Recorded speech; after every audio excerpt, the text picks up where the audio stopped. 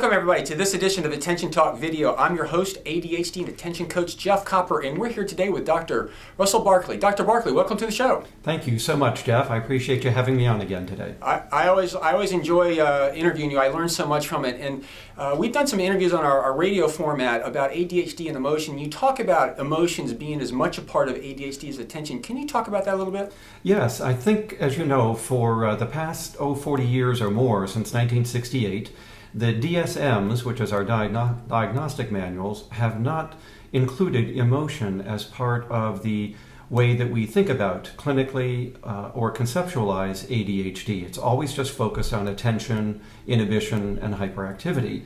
And yet if you look back into the research literature, even back to 1775, in the first article on ADHD in a German medical textbook, they talk about the importance of emotion as being an equally central and important part of this disorder, as are the more routine things. So It's been there, but it's been ignored now for the past 40 years, and I think it needs to come back.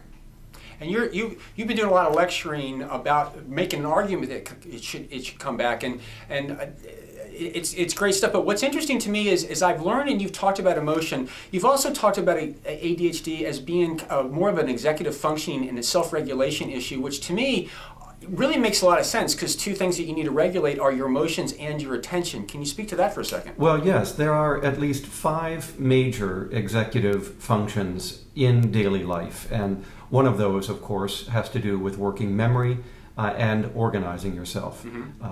We also use that for problem solving. The second, as you know, is self-restraint or inhibition. The third is time management, managing yourself to time. The fourth has to do with self-motivation. And the fifth, which is very important, especially for social functioning, is emotional self-control. So all of our research shows that these are the 5 major dimensions that ADHD is disrupting, and yet the DSM view doesn't respect that. So you can see that one of the 5 executive functions in daily life is the self-control of emotion. Yep. And one of the things that Dr. Barker, we do in coaching is related to that inhibition is help people begin to kind of notice themselves and become aware of what's going on. And particularly when it comes to emotion, particularly when they feel that flooding kind of feeling kind of coming in, to recognize it and then begin to notice that they need to kind of down-regulate as a means to kind of manage it. And I know we've talked a lot about that before, is you want to prevent situations where your emotions might fly, but if you can catch it when you're in it, then you can begin to do things to kind of down-regulate so you can better manage it. You want to speak to that? Absolutely. There are 2 parts to self-control of emotion. The first is inhibition. You have to overcome or restrain yourself in showing any strong emotion that might have been provoked by a situation. Let's say that someone insults you, for instance, in a business meeting. You have to suppress that initial primary emotion that's been provoked. Then the second thing that people do is they engage in a series of self-directed actions to calm themselves down. Like your mother said, you count to 10 and go to your happy place. But basically what you do after suppressing the strong emotion is you try to engage in self-calming, self-soothing. You divert your attention away from the provocation. You may try to reevaluate it using a lot of self-statements or just counting to 10, but you begin to talk to yourself to try to calm yourself down. And then perhaps you might even try to provoke a new emotion to help you. So you think about being on the beach in Aruba or something very pleasurable to you, and that brings an emotion that helps to counteract and quell the initial strong emotion. So those are the steps involved in emotional self-control, and those are the steps that people with ADHD, particularly adults, have a lot of trouble engaging in.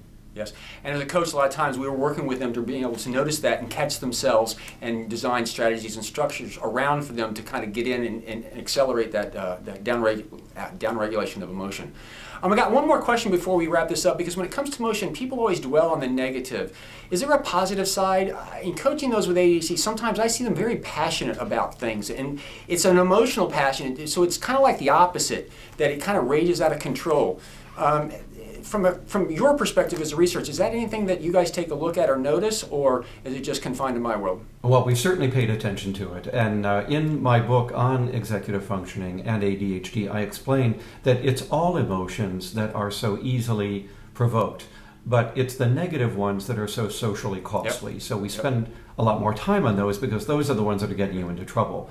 But we should see that other emotions, how humorous you are, how quickly you are to show affection, how passionate you might be about something that you're very involved in, Yep. or how easily excitable you get Yep. when you're in the midst Yep. of a situation that's excitable, like a party or Yep. some Yep. other event. You're going to be more displaying more positive emotions than others. So you might be the class clown, you might be the person that's talking too Yep. much and Yep. easily excited at a party, or you might be the person who's much more passionate about something Yep. than the people around you Yep. tend to be. Those are all, I think, things that not only are forgiven, but in some circumstances may actually be beneficial. Yep. For instance, many people with ADHD find that the performing arts or rock Yep. music or any place where they can display emotion through music or literature Yep. or poetry is something that they tend to excel at. Not all Yes. of them, but many of them. It's certainly a place where they're not handicapped Yep. by their emotional self-control problems.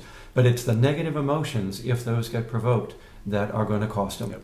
Yep. Well, and in the coaching side, we always kind of, as I say, we try to use what you can pay attention to help you get around what you struggle with. In the same light, that's the reason I brought this up, because there can be a positive side, particularly for those with ADHD that are really passionate. That emotion can really kind of come and it can be very motivating and very inspiring. So, Dr. Barkley, I can't thank you enough for coming on the show. We appreciate it. Thank you, Jeff. Good to be with you.